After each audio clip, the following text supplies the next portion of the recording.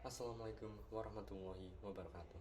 Shalom, Om Swastiastu, Namo Buddhaya, and greeting of benevolence to all of us.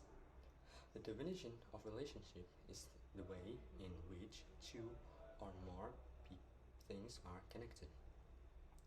When we talk about relationship, the first thing we tend to think about is friendship, family, or a group or community where we can collaborate with other people in order to achieve mutual goal. And that is similar to how international relationship work. International relationship is where when two or more countries collaborate together in order to achieve goals that is beneficial for them. International relationship can be established through many things, from import and export between countries, political agreements, to even relationship through the internet. How does this relate to Indonesia's G20 presidency though?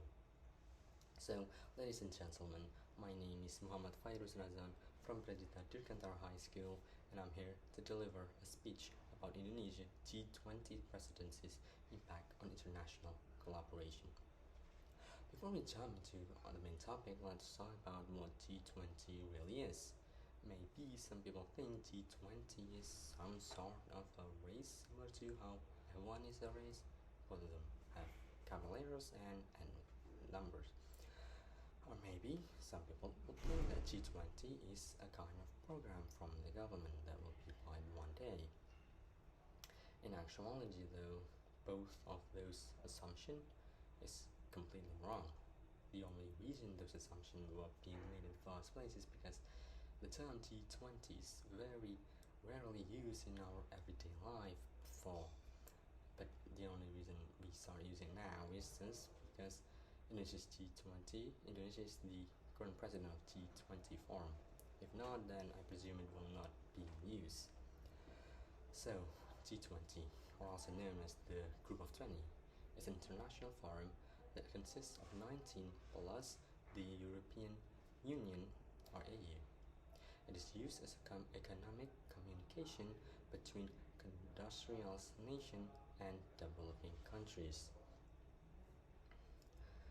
The economic value of the G20 represents about 80% of the gross world product, 75% of world trade, and 60% of world population. Indonesia's G20 presidency will have the theme Recover Together, Recover Stronger. Through this theme, Indonesia wants to invite the whole world to work hand in hand, support each other, and to recover together and to grow stronger and more sustainable. The collaboration that will be done by the G20 under the Indonesia's presidency will cover three main issues. Firstly, it will cover about good health infrastructure. Secondly, it will cover about sustainable energy transition, and lastly, it will cover about digital transformation.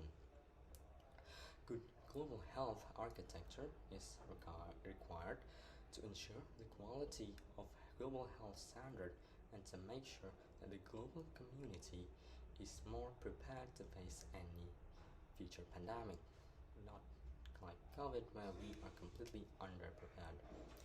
The need for sustainable energy is getting more urgent as the impact caused by the climate change is starting getting worse every time, from the horror weather we got and the change of climate. And to prevent any further damage caused by the use of non-renewable energy by the global community, new sustainable energy will need to be developed.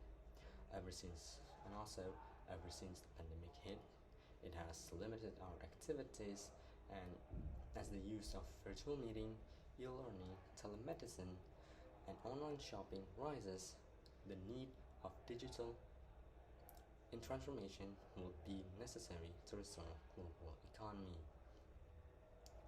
It will include the acceleration of MSMEs into the digital ecosystem, digital entrepreneurship, and revitalizing the role of women in the workplace by increasing digital capabilities are some of the priority agendas that will be discussed by Indonesia G20 presidency. What can we do as Indonesian youth to have part in Indonesia's G20 presidency though? Well, as most of us already know that most of us will not actually be in Bali physically to attend the summit or just to be there to listen to the conclusion. There are multiple reasons. One of them is just because we're not an official government that have any right or any purpose to be there. And secondly, is money problem there. Sure, going to Bali is pretty expensive.